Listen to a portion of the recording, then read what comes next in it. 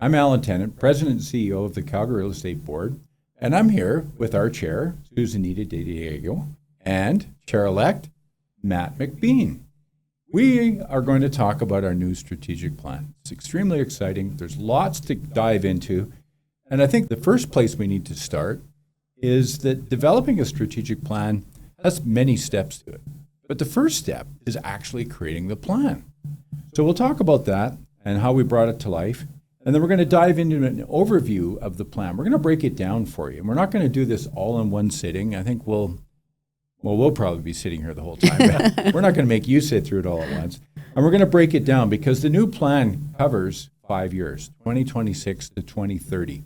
And we're going to talk about why that is. And we're going to also talk about how we are going to translate this plan into action, meaningful action that's going to serve our members well. So, all right, well, let's get rolling. We've got a bunch of things. We'll kind of set this up as sort of a conversational style. And I'll be tossing different questions to Susanita and Matt. But first of all, Susanita, why don't you walk us through how this plan came together?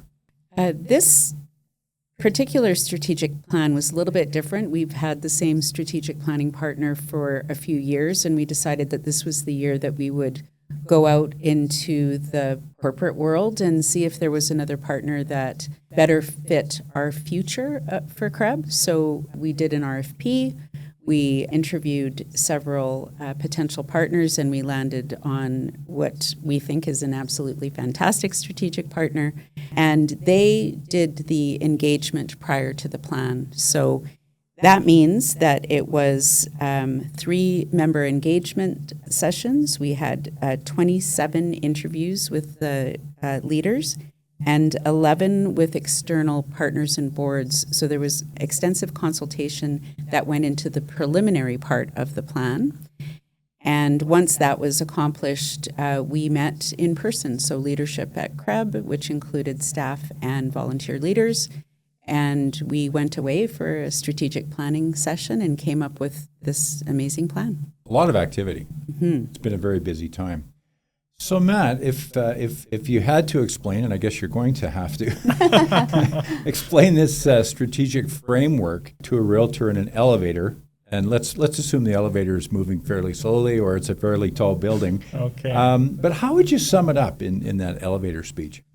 I think I would sum it up by saying we're focused on the members, and the last strategic plan really focused on our membership coming out of the vote on amalgamation. We wanted to really refocus on our members, and this is an evolution of that member focus. We've heard time and time again from the membership that they want to see improved professionalism. So that's one of the main pillars of our new strategy going forward is to elevate that realtor profession. And then we want to make sure that we're providing the right services and the right tools and technology as well. So that's kind of the second piece.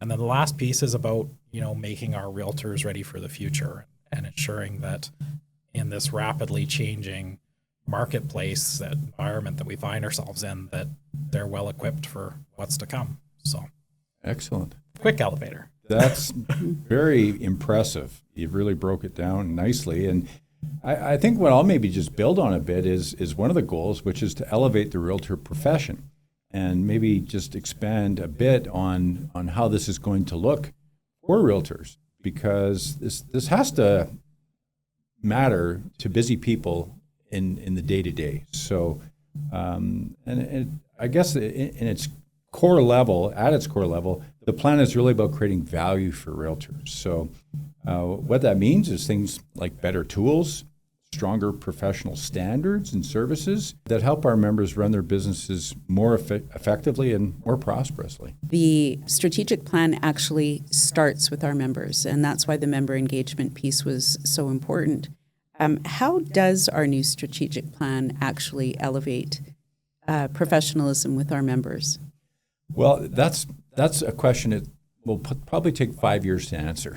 Yeah. So in a lot of ways, that's the key element to the operationalization of all this, is to make it a meaningful but pragmatic and thoughtful introduction of new things or making some things better. But I think at this point, the main thing to emphasize is that it'll be grounded in 2 foundations. One is the smart use of technology, and the key word there is smart, and partnering with purpose, and really recognizing that we can't be all things to all members.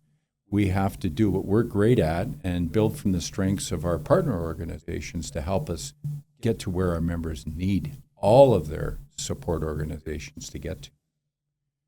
So, but that's the point of this, is the voice the members had in putting this plan together. So I'll throw this out to both of you. What are your thoughts about how members were engaged in this process and will be engaged going forward? I think it was hugely important to the board of directors to have robust member engagement and really listen to what members were telling us and asking for, and how we take this forward to the next steps. So doing the member engagement sessions is a great first step, but it's there's going to be continuous listening that needs to happen, and feedback mechanisms to see if we're doing the right things. We've accomplished a ton in the past couple of years, really elevated the level of training and education with the campus, and made some great inroads, but it's just now, how do we elevate that to the next level, gather the member feedback? Are these the right things that we're doing? How do we keep providing great tools and service and the things that they really need to add value to their business and adapt and change along with technology and everything else? And I think you bring up also a really good point, is that this isn't a set and forget plan.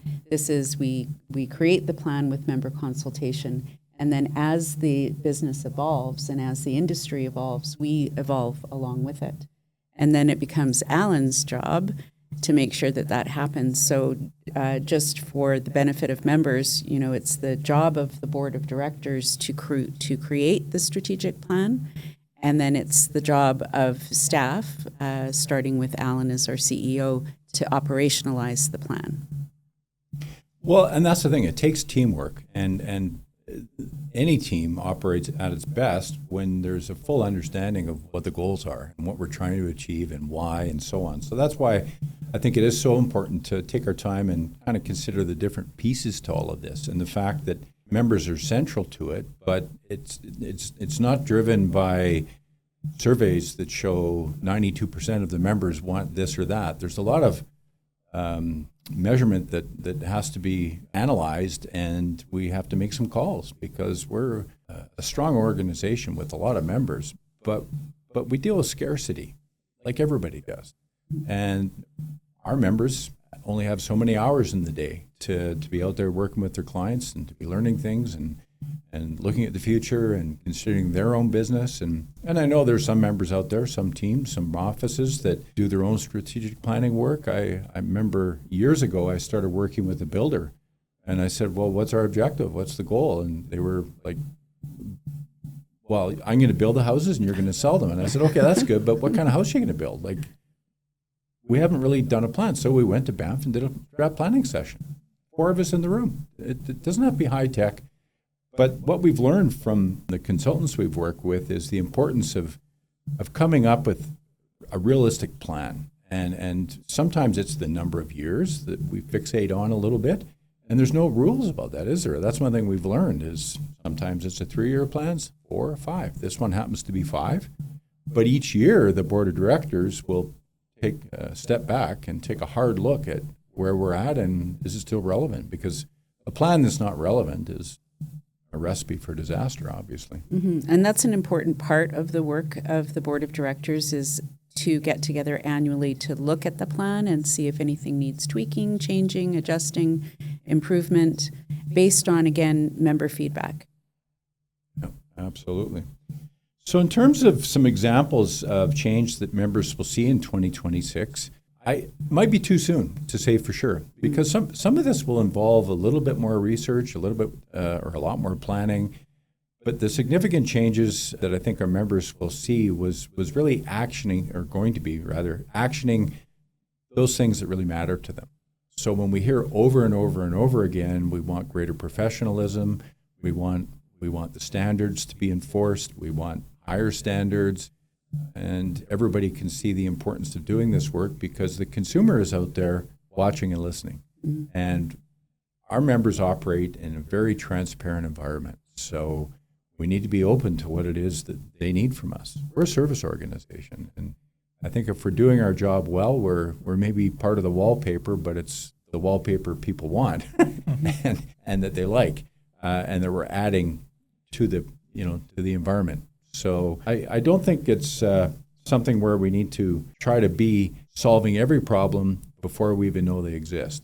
It's really about creating a framework so that we can figure things out together and be really dialed into what the members want, what they need. That's a pretty good starting place for a strategic plan.